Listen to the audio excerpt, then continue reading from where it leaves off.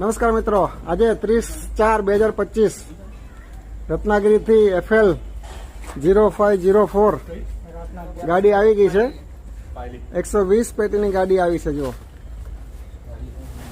આજે અક્ષય તૃતીયા.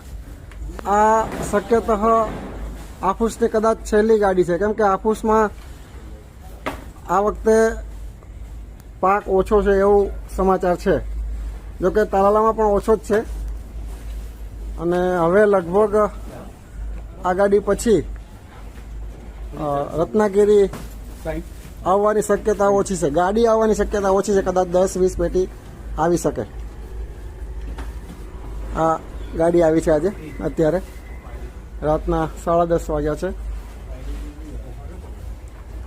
આવતીકાલે 1 મેથી સવારે ઉપલબ્ધ રહેશે.